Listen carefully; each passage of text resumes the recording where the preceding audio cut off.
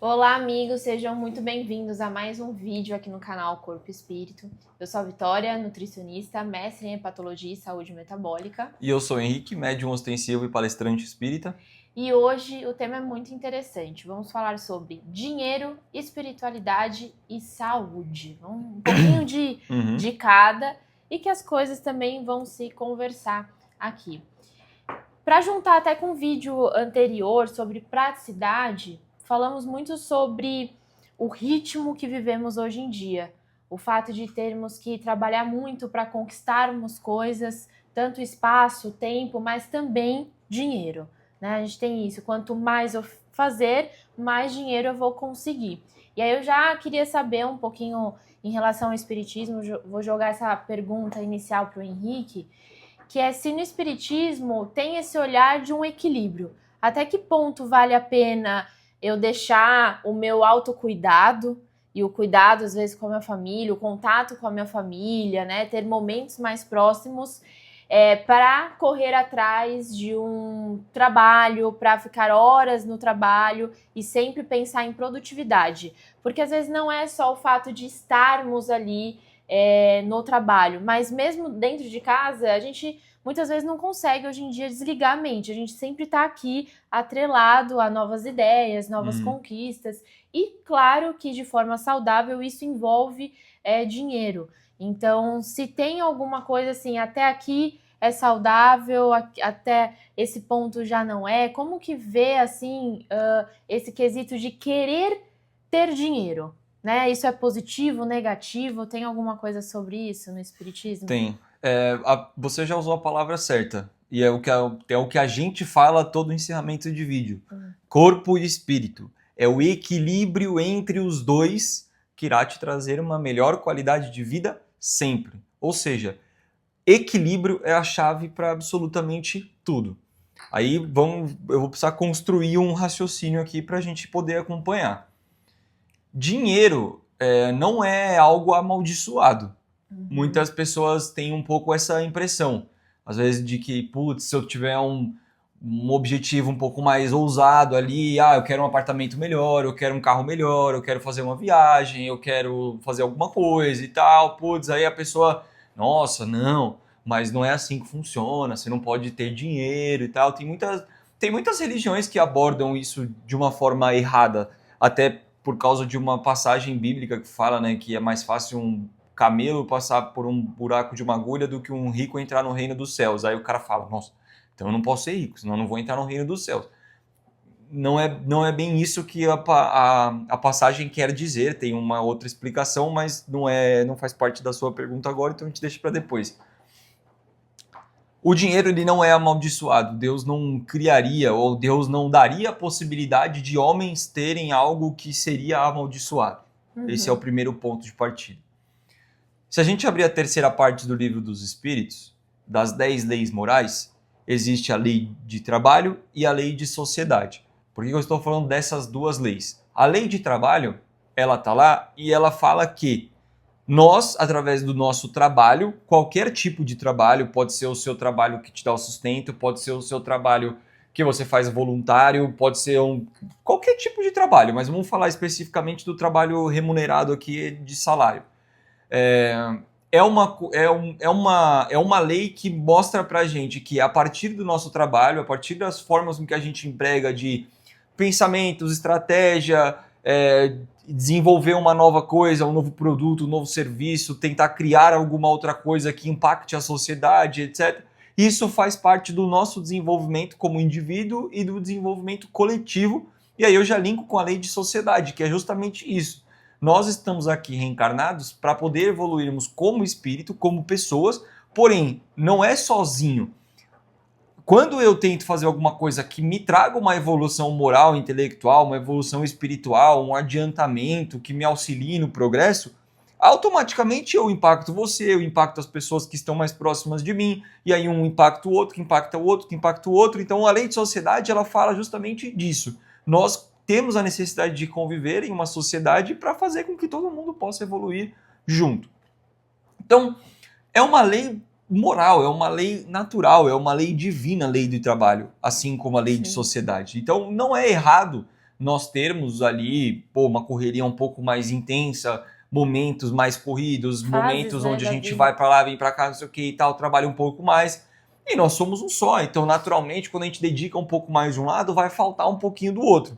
O grande ponto é, não é errado, não existe nada no espiritismo que fale assim, não, você não pode trabalhar ou você trabalha só um pouquinho, o resto é no seu... Não. Um equilíbrio dentro de uma família, ele passa por isso também. Uma família sem sustento, uma família sem renda, ela é uma família que vai ter muita preocupação, vai passar por muita instabilidade, vai ter muita insegurança, não sabe o que vai acontecer no dia seguinte. Então não é uma família que consegue manter uma harmonia. É muito difícil.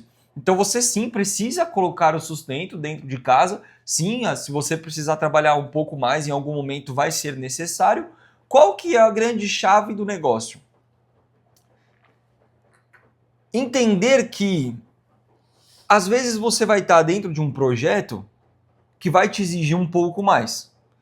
E naquele momento você vai ficar um pouco mais ausente da sua casa, um pouco mais ausente dos seus familiares, porque você está empenhado ali e se dedicando em um projeto específico. Momentaneamente, dentro de um período, tá tudo bem, faz parte, e inclusive se isso acabar te afastando um pouco das outras coisas, não só da família, tudo bem, faz parte também.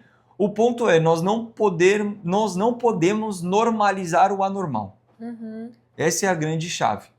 Pessoas, e eu tenho certeza que você conhece, pessoas que têm uma casa legal, um carro legal, viaja, tem filhos em boas escolas, tem estrutura super estabilizada, perfeito e tal, tem pessoas que têm condições maiores ainda, e essas pessoas ficam ausentes da sua casa, ausentes da sua família, porque são viciadas em trabalho.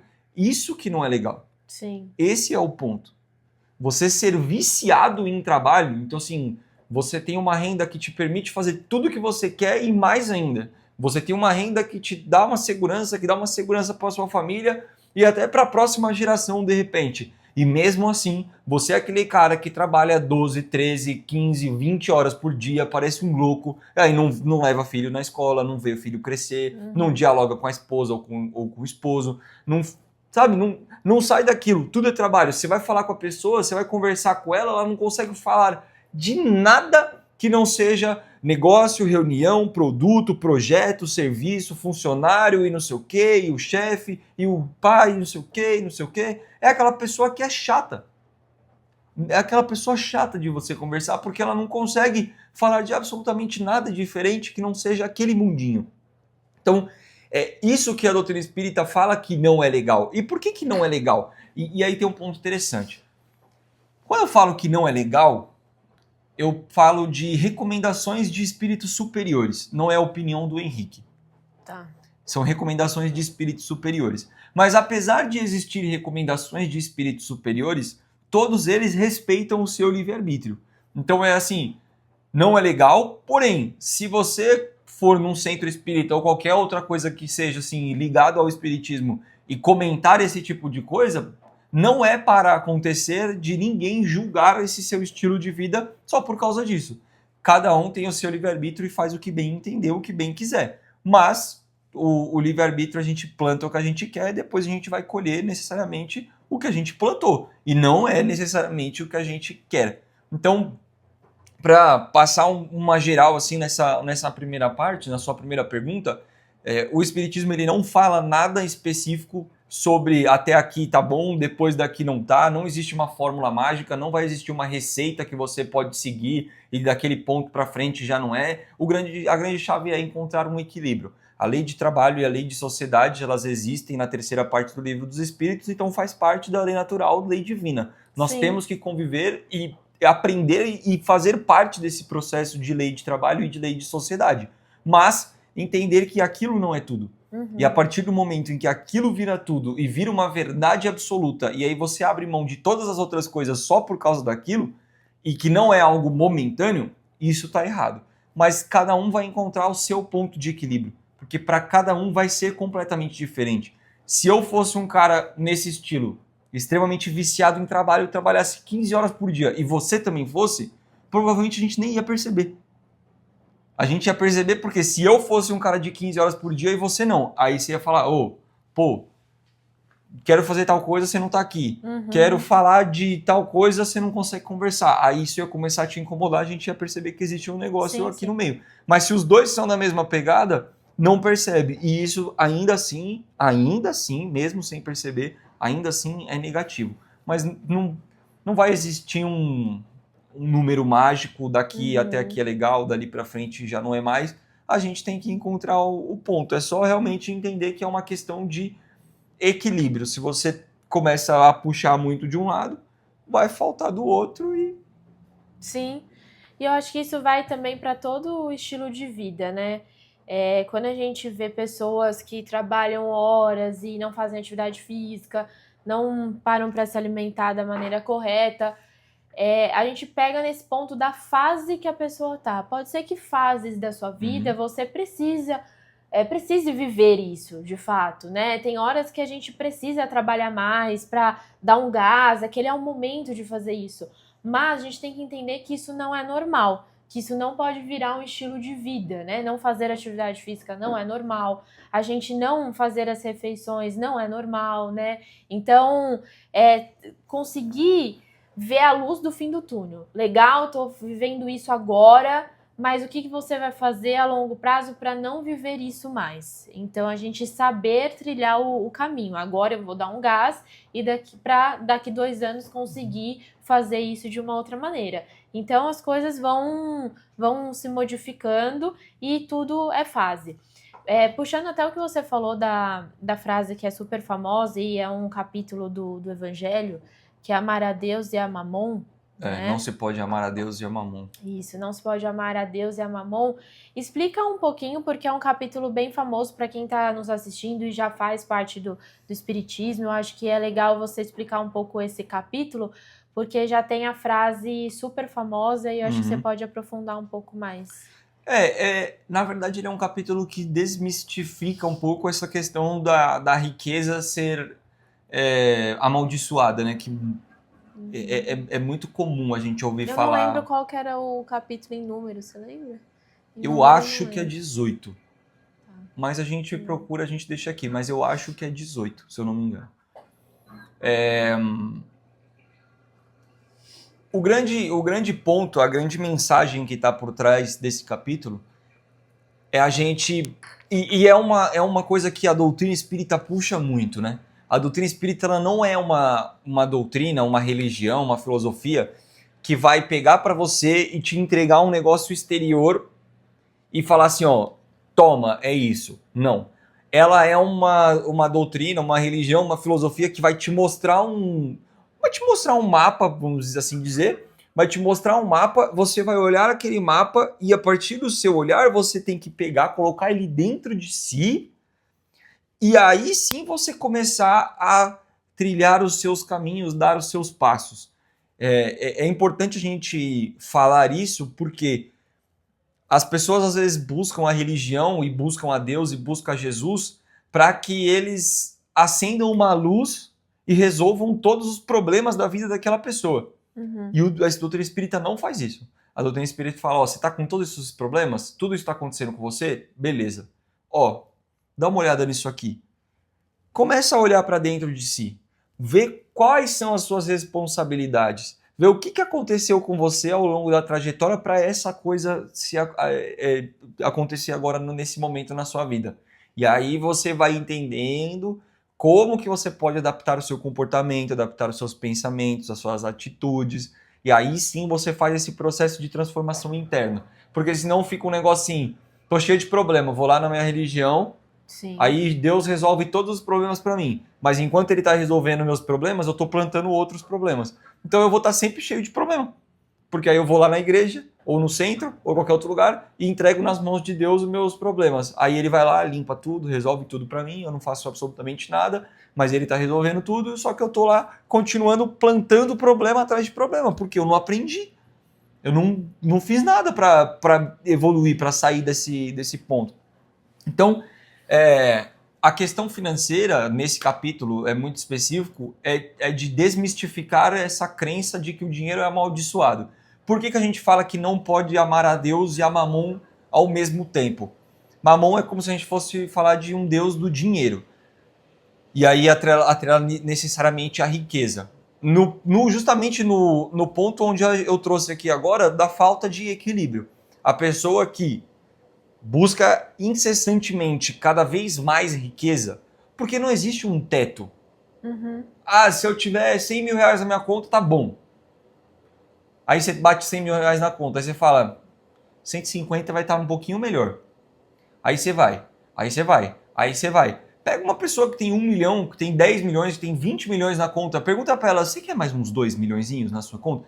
Ela vai falar, quero. Uhum. Mas já tem 20. Não, mas tá bom, 2 milhões a mais é bom pra mim, legal, bacana, show. Então assim, não tem limite. Pega esses jogadores de futebol, o tanto que os caras ganham de dinheiro. E ainda assim, precisa de mais e mais e mais e mais e mais. Então não existe um teto, não existe um limite. E a partir do momento em que você fica nessa caça incessante e não existe um ponto de chegada para você, não tem eu vou até aqui. Não, você vai mais e mais e mais e mais e mais. Essa busca incessante vai fazer com que você tenha atitudes, pensamentos, ações, comportamentos que intensifiquem demais uma busca por um material e automaticamente deixa de lado um pouco essa busca pelo espiritual. Porque é difícil você buscar intensamente os dois ao mesmo tempo. Sim. É difícil? Não, é impossível. É impossível você buscar os dois intensamente ao mesmo tempo. Então, se você intensifica de um lado, vai faltar do outro. Por isso que não dá para amar a Deus e a Mamon ao mesmo tempo. Porque você vai abrir mão de várias coisas na sua vida por uma caça incessante a algo material que não tem um limite, que não tem um ponto de chegada, e vai deixar de lado um pouco a questão da evolução espiritual. Se dinheiro fosse a chave para a evolução espiritual, Jesus não ia vir nas condições que ele veio. Ele ia vir num berço nobre, numa família provavelmente romana, ele ia vir num outro cenário, num outro patamar. Ele veio num cenário bem humilde. Então, isso deixa pra gente um ensinamento. Agora, a gente precisa voltar no que eu falei no começo. Encontrar o ponto de equilíbrio. Encontrar aonde está o seu equilíbrio mesmo, assim, de entender ou você vai se matar por causa de recursos, ou você vai olhar um pouco para sua família, olhar para as outras partes também, porque simultaneamente para as duas coisas não dá. Mas a gente precisa tirar isso da cabeça. O dinheiro não é amaldiçoado. Deus não ia permitir com que alguma coisa dessa acontecesse. Então, somos nós que, imperfeitos, pequenos, ruins, que pegamos esse recurso e transformamos em algo que não era para ser. Faz parte, é o nosso livre-arbítrio atuando e não tem o que fazer. E o Espiritismo fala muito sobre a caridade também, né? Então, você conseguir fazer com que parte desse dinheiro se produza coisas boas, né? Então, você utilize para coisas boas, igual o Henrique falou. Então, eu acho que esse ponto da caridade, ele é muito bem trabalhado de várias formas, né? No Evangelho, eu falo que fala a mesma coisa de jeitos diferentes, mas para nos levar a essa reflexão de como a gente está ajudando o nosso próximo também. E dar a via de ajuda, né? Então, quando a gente fala financeiramente, não é dar o dinheiro em si, mas talvez a via para essa pessoa também conseguir evoluir financeiramente na vida dela. Então, é um ponto importante. E no lado da saúde, a gente escuta muito, né, que a alimentação saudável, ela é cara, né? Então, a gente tem esse olhar que só pessoas bem-sucedidas conseguem ter uma alimentação saudável. Eu até entendo que, eu acho que hoje em dia isso já não acontece muito, mas teve uma época, né, que a nutrição, ela, para falar que foi no nutricionista ou o nutricionista dizer que fez uma prescrição, ele colocava coisas diferentes, né? Eu quero que você faça aqui o uso da farinha tal, farinha Y, Z. E aí era difícil de se encontrar. Hoje a gente tem um monte de casa de produtos naturais, né? A gente tem vários sites que vendem vários produtos e fica até fácil de encontrar. Mas teve essa época, né, que a nutrição, ela trazia que precisavam de alimentos diferentes do que a gente tem em nossa cultura do nosso país. Eu acho que isso já mudou, a gente usa muito o alimento do dia a dia mesmo do paciente, só que de uma forma vai trabalhando mais o comportamento alimentar junto a quantidades e qualidade. Mas isso já caiu por terra, né? Esse quesito do valor. Porque hoje, na atuação clínica, o que eu pergunto muito assim, pro paciente, quando ele fala sobre preço, né? Sobre dinheiro e de comprar alimentos, eu questiono muito, primeiramente, o quanto ele gasta em quesito de deliveries, né? Porque eu tenho um paciente que gasta mais de 3, 4 mil por mês em delivery. Ah, Vitória, mas a gente tá falando de uma pessoa CLT, que tem um ticket, que usa e que não sente isso, realmente, né? Mas que eu conheça, né? As empresas não estão pagando tão bem assim ticket para gastar 4 mil em delivery. Então a pessoa precisa reembolsar ali uma parte dela, né? Ela precisa complementar aquele vale que ela ganha. Então, querendo ou não, ela também vai gastar além do que era necessário. E quando eu falo também dos valores dos alimentos, eu peço sempre para o paciente fazer a lista de como é hoje, né? Eu lembro até de uma paciente já faz tempo, né? Mas ela me questionou sobre a semente de chia. E que pra gente é algo bem simples, né? Não é nada mirabolante, é fácil de encontrar, é fácil de comprar. E ela falou, nossa, eu nem cheguei a comprar porque eu acho que é algo caro. Só que essa mesma paciente, ela comprava 20 pacotes de bolachas recheadas para o filho dela. Que seria muito mais caro do que umas graminhas de uma semente de chia. Então, às vezes, por ser um alimento saudável, a gente pensa que é algo caro. Ah, ela nem chegou a ver o valor. Só por ser uma semente e que a nutricionista passou, ela já deduziu que era algo que não ia caber no bolso dela. E aí, quando eu mostrei para ela o quanto ela pagava só de bolacha recheada, que era um produto, né? A gente nem considera alimento, é um produto, um dos piores que a gente tem no mercado para a saúde, e ela tá dando isso pro filho dela, e que um dia, a longo prazo, o filho dela vai ter que mudar esse hábito. Então ela conseguiu ver que o que era caro, de fato, né? Eu acho que realmente, e até quesito financeiro, mesmo que um fosse, se a semente de chia, que nem era o caso, né? Mas se a semente fosse mais cara que a bolacha, ela ia entender que a longo prazo, na verdade, ele ia ter que gastar mais para cuidar da saúde dele. Uhum. Então, querendo ou não, a conta ela fecha no final. Não tô querendo dizer que é super tranquilo a gente ir ali no mercado e fazer as compras da semana ou do mês. Realmente tem épocas, né, que os produtos e os alimentos estão mais caros. Mas se a gente consegue controlar o que a gente consome, também fica mais fácil de não ter desperdícios alimentares, porque muitas pessoas compram coisas e não consomem essas coisas. Então, a gente precisa colocar na balança e ter certeza do que a gente vai consumir. Aqui, por exemplo, em casa, quando a gente faz a compra semanal, são poucos alimentos, porque a gente compra exatamente o que a gente vai fazer. Ah, vamos fazer abobrinha? Então, vamos comprar 4 abobrinhas, é o que a gente precisa, vamos fazer, vai colocar o quê? Um tomatinho, uma cenoura, isso, aquilo, pronto, acabou. Então, perecível também a gente controla muito bem para não ter esse desperdício alimentar e também a gente não ficar gastando aleatoriamente. Em contrapartida, a gente gasta pouco em quesito de delivery, então tem um contraponto ali do que a gente acha importante. E eu sei a realidade do nosso país, eu também não quero dizer que é barato, como eu acabei de comentar, né? Nós mesmos a gente faz trabalho voluntário lá no Centro Espírita, a gente tem as famílias que a gente ajuda e a gente sabe que muitas pessoas da nossa população não têm condições de comprar os alimentos que a gente tanto fala. Hoje a gente fala muito de proteína, né? Tem que comer proteína daqui.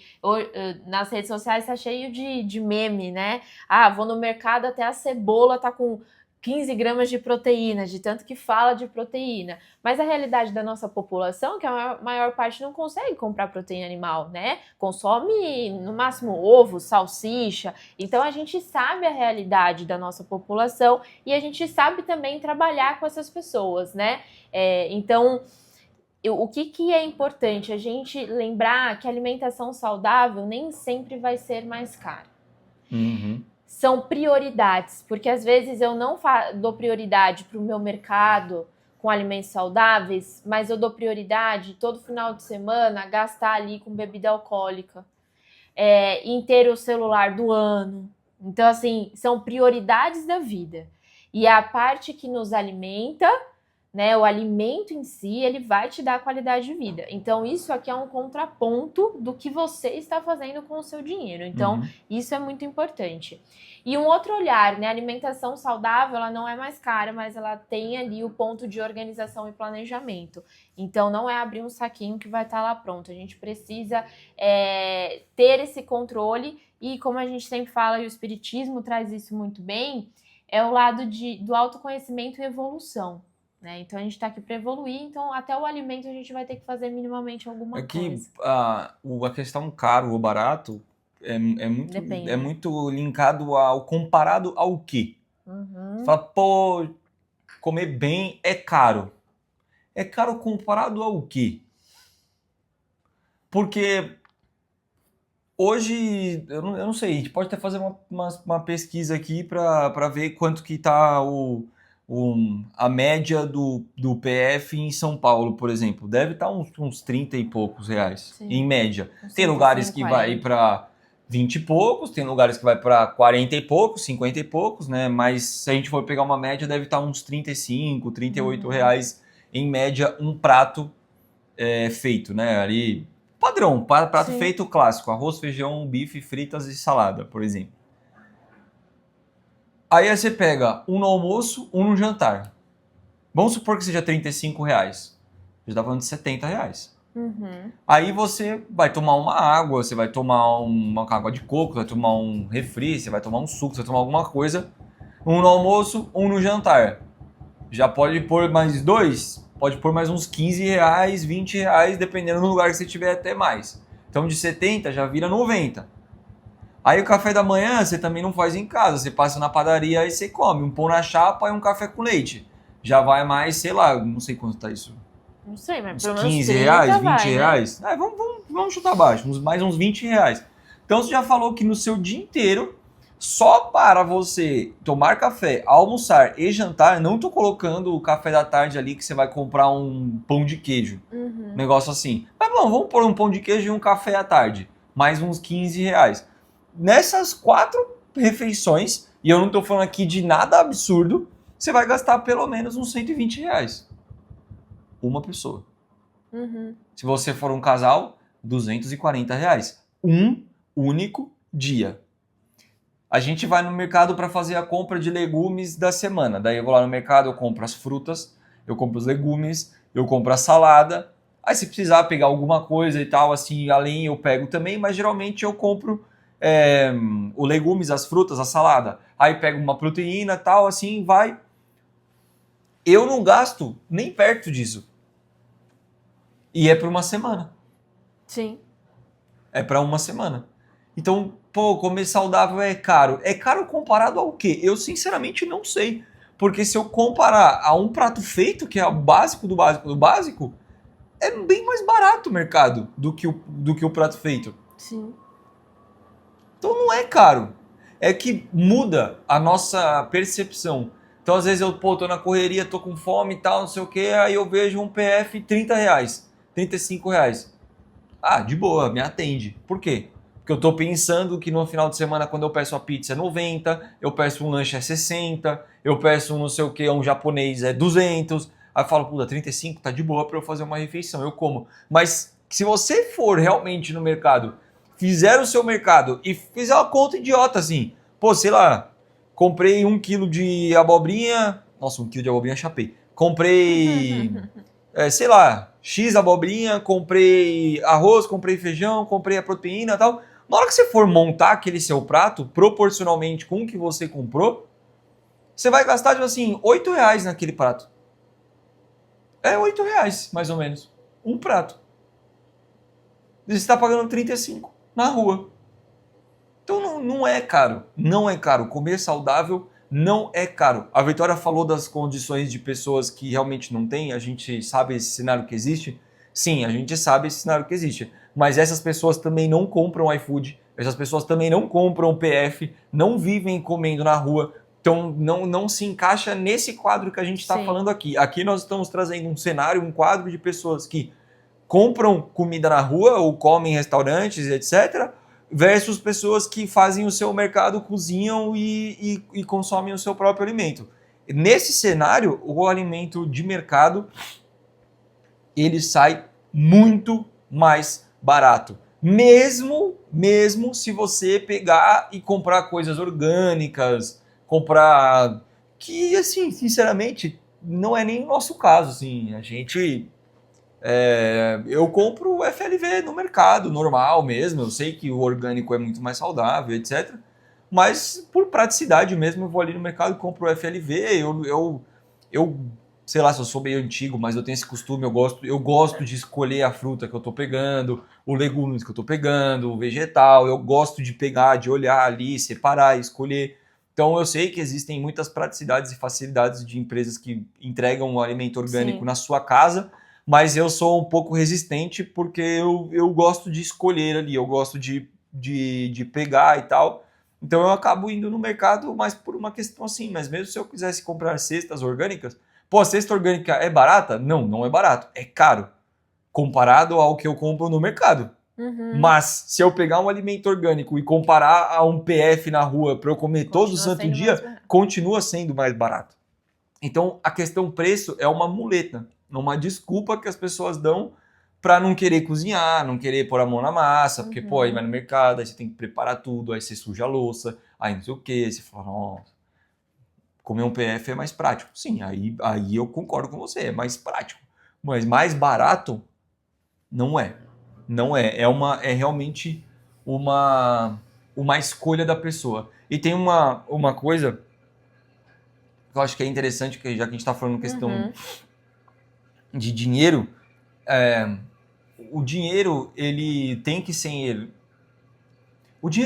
interpretado por todos nós, independentemente se a gente está falando do campo religioso ou do campo de saúde ou de qualquer coisa. O dinheiro ele é um facilitador. Sim. De coisas. Se você tiver aqui agora, sei lá, e você começar a passar mal, e eu falar para você, eu tenho a solução para o seu problema, mas custa R$2.000, você vai pagar? Vai. Sim. Mas, se você estiver internada, eu consigo te vender a sua alta por R$2.000?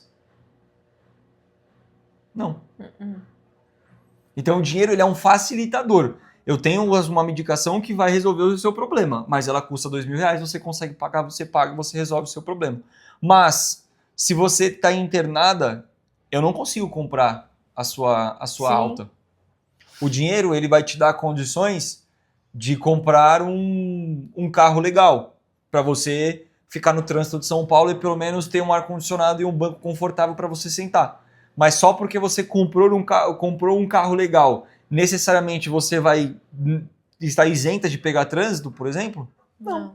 Então o dinheiro ele é um facilitador. Ele não é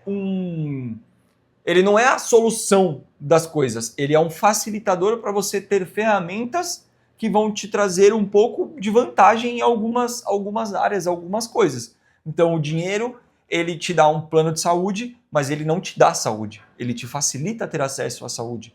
O dinheiro ele te dá uma possibilidade de você fazer uma viagem e curtir algum momento que vai te dar um pouco de prazer, que vai te dar felicidade, mas você não consegue comprar a felicidade e o prazer. Então a gente precisa ter enxergar dessa forma, entender o dinheiro como um facilitador. E o grande problema, o grande ponto é quando essa solução se inverte. O dinheiro deixa de ser um facilitador e passa a ser a base para absolutamente tudo e você fica refém dele. Cara que tem muito dinheiro e não compra um negócio que ele gosta, que ele quer, porque ele não quer gastar. Então o cara é refém do dinheiro. O cara que tem muito dinheiro e não faz absolutamente nada porque não tem tempo, não dá atenção, não faz nada porque ele está só preocupado em ter mais. É um cara que ficou refém do dinheiro. Então o material está sendo o dominante e a pessoa está sendo o dominado, e não o contrário. A grande chave, o grande segredo é sempre ser o contrário. Você ser a pessoa que tem o dinheiro na sua mão e não você ser a pessoa que está na mão do dinheiro. Que aí acabou. Se você não usa mais o dinheiro como um facilitador para suas coisas, aí fica não dá. complicado.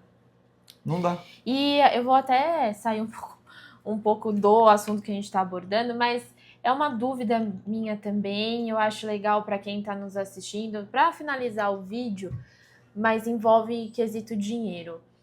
Quando eu já fui de outras religiões e também já frequentei muitas religiões por curiosidade, por ter amigos e sempre me senti muito bem em todas.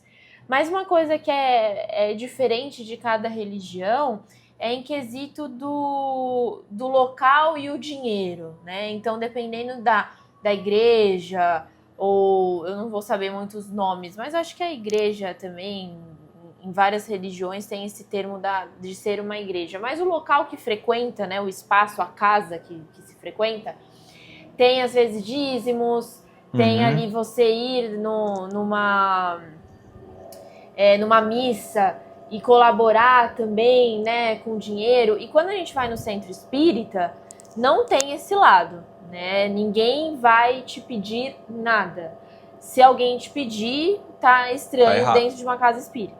A única coisa que a gente vê muitas vezes são ações solidárias, mas não é referente à casa e ao espiritismo. São ações solidárias que a casa faz. Então a gente estava falando até das ações em relação a famílias que realmente não têm condições de comprar alimentos, e esses alimentos todo mundo ajuda um pouquinho. Legal, né? Em relação ao lado financeiro. Mas não é para a casa em si, é para uma ação social que ela está sendo uma voz ali, né, e fazendo a divulgação. Então eu queria que você também explicasse um pouco disso, né, porque eu já frequentei religiões que falam, esse dízimo aqui é para você conseguir um espaço ali no céu. Então você ter ali um cantinho especial para você ter ajudado quando Jesus retornar. Então tem todo aquele contexto. E por que o espiritismo não tem esse lado? Isso é interessante porque a gente até viu na escola essa semana, né, o capítulo do Nosso Lar que passa exatamente por essa situação. Teve uma caravana que foi até as zonas inferiores, zonas umbralinas, resgatar espíritos que já estavam em condições de ir para uma colônia espiritual da sequência do seu tratamento.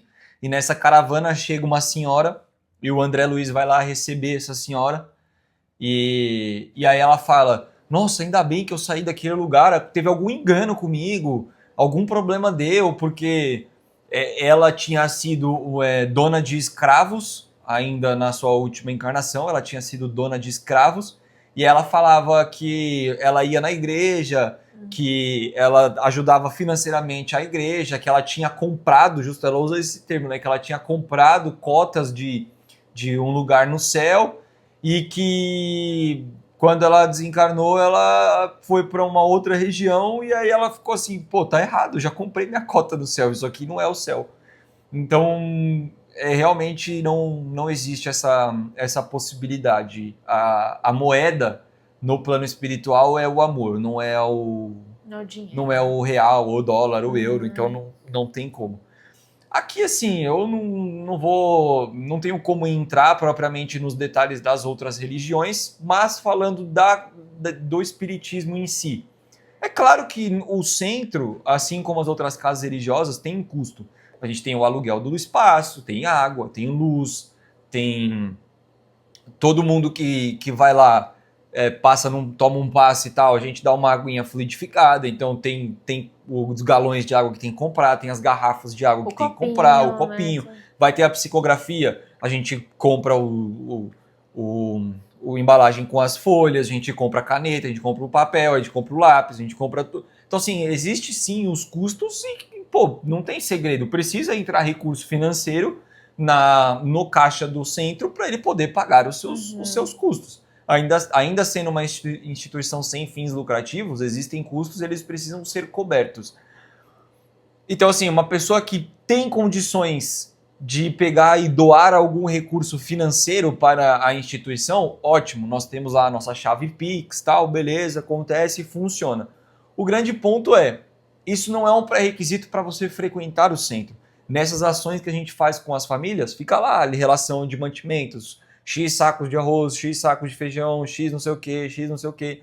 O cara chegou lá com um saquinho de arroz, ótimo, muito obrigado, Deus te abençoe. O cara chegou com 70 sacos de arroz, ótimo, muito obrigado, Deus te abençoe. O cara chegou com nada, tá tudo bem, tá tudo certo, não vai ter, ninguém vai te olhar torto, ninguém vai deixar de te barrar na porta, pô, você nunca deu um centavo para casa, você só vem aqui assistir palestra, toma passe, toma água, levanta e vai embora.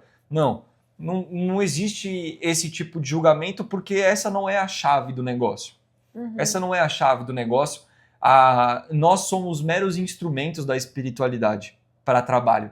Então a espiritualidade em si, quando a casa tem um propósito, quando a casa tem trabalhadores comprometidos, envolvidos, que estão ali, que estão conectados, alguma coisa acontece e dá-se um jeito sempre para conseguir recursos necessários para o mantimento da casa. Então, a questão necessária de contribuir financeiramente não vai ser a chave e isso não existe dentro de uma casa espírita, tipo, acabou uma palestra, alguém passa lá uma sacolinha para recolher dinheiro. Sim. Ou tá nada lá, disso. tem um aviso, mas não é uma coisa que fica fomentando. Não existe justamente por essa impressão. As pessoas elas vão até um centro espírita geralmente pela dor, tentando colocar na mão de Deus para resolver os problemas da vida dela. Se ela está lá e ela enxerga que Deus vai resolver os problemas da vida dela e no final ela contribui com 10 centavos, ela vai sentir que realmente ela está comprando essa ajuda. E não é isso que vai acontecer. Se ela não mudar os padrões, as atitudes, as coisas, nada vai mudar, nada vai adiantar. Então, a partir do momento que você colabora com recurso financeiro, se você vai para lá somente com o interesse de resolver os seus problemas, fica essa impressão de que você está comprando a solução, que você está comprando um espacinho, que você está comprando alguma coisa, e isso não vai acontecer e vai te frustrar depois. Então, é evidente que a casa precisa de recursos e todo mundo que faz parte da estrutura de presidência, diretores do centro colaboram, cada um de uma forma, cada um com o que pode, mas todo mundo colabora. Agora, você que é um frequentador da casa, pô, toda ajuda é bem-vinda, é óbvio, mas isso não vai ser um pré-requisito para você frequentar e a partir... não veio 3 meses para casa, nunca deu 1 centavo, vai embora. Não. Sim, sim. Isso não existe. Essa não é a chave, não é a ideia. Mas é claro, um centro precisa de recursos. E aí você pega esses centros maiores, com um salão maior, com vários trabalhos. Nós temos os trabalhos voluntários lá de alimentação para essas famílias. São 34 famílias, se eu não me engano, que a gente atende com alimentos para o mês. Tem o trabalho voluntário do kit maternidade, que a gente também faz e entrega para mães de hospitais públicos carentes que teve o filho recém-nascido e não tem nenhuma roupinha para ela sair da maternidade. Então, pô, vai ter que comprar lã, tem que comprar agulha, tem que comprar comida. Tudo isso tem custo e não tem segredo. Quanto mais trabalho você tiver, de mais recursos você vai precisar. E toda ajuda sempre vai ser bem-vinda, mas não é um pré-requisito para você estar dentro do centro e você não vai ser mal olhado ou não deveria ser mal olhado por você ser uma pessoa que não colabora. Com nenhum centavo. Isso... e a gente não garante nenhum lugar lá. Não garante nada. A nossa chave, ela é a nossa vibração mesmo. É a nossa vibração. Se você tiver uma sintonia boa, se você tiver uma vibração boa, se você for uma pessoa intelectual e ou moralmente evoluída, você vai ter acesso a esferas superiores. Se você não for, você não vai ter. Mas eu era multimilionário e eu sei lá o quê. Não importa. Não importa. A pessoa que é multimilionária e que ajuda com 5 mil reais uma instituição, uma ONG, nem precisa ser uma casa religiosa, mas uma ONG. Uma pessoa tem 5 mil reais e todo mês ela vai lá e dá 5 mil reais para uma ONG. Mas ela tem 5 milhões na conta. Aí você pega uma pessoa que tem 1.000 reais na conta e ela dá 10 reais. essa pessoa que fez isso, pode ter certeza que ela tem um impacto muito maior do que a outra que deu 5 mil. Porque ela tá fazendo conta de mais e de menos para pagar todas as contas dela no final do mês. Mesmo assim ela fala, não, eu vou ajudar. Isso tem um impacto muito maior, porque é sentimento, é intenção, é sintonia, é envolvimento. É isso que vai te dar um lugar melhor quando você desencarnar. Não existe essa possibilidade de comprar. A gente que está acostumado com esse jeitinho, mas para Deus não tem jeitinho. Sim, e é um tema legal pra gente trazer para um próximo vídeo em quesito do umbral, né? Porque tem gente que não sabe o que é, então são termos que você utilizou aqui e a gente pode falar de um vídeo. Mas finalizando o vídeo de hoje, acho que uma liçãozinha de casa realmente é o que a gente sempre fala, né? Em quesito do autoconhecimento, você ter a certeza do caminho que você está percorrendo, que tudo na sua vida vão existir fases, mas essas fases precisam ter começo, meio e fim, né? E continuações, é claro, né? Eu acho que o fim, na verdade, é sempre uma continuação e sempre em busca dessa evolução, né? Eu acho que a gente conseguiu tirar bastante dúvida em quesito do dinheiro. Sim, o grande ponto nessa tua reflexão é você encontrar o seu equilíbrio. Saber que às vezes você vai abrir um pouco mão de estar com a sua família porque você está focado numa coisa e tá tudo bem, faz parte. A gente só não deve normalizar o anormal. Sempre depois de passar por uma situação anormal, recalcular a rota, voltar para o caminho do equilíbrio, para o centro de tudo e seguir em frente. E quando você for pensar se aquilo é caro ou é barato, tem uma comparação justa. Porque falar, comprar R$200 por semana de alimentos saudáveis é caro, mas aí o cara vai no final de semana e compra R$200 de iFood. Aí tá barato? Então, comparações justas para você entender o que é caro e o que é barato. E quando a gente fala de dinheiro, espiritualidade e saúde, é entender como que esse cara chamado dinheiro, que é facilitador, vai te ajudar na sua evolução espiritual e vai te ajudar a ter mais saúde. Porque já que ele é um facilitador, ele tem que realmente ser usado para te ajudar nesses dois lados e não você se tornar refém. Mas não vai ter uma fórmula mágica, você que tem que encontrar esse ponto de equilíbrio. Perfeito. E lembre-se, corpo e espírito é o equilíbrio entre os dois que irá te trazer melhor qualidade de vida sempre.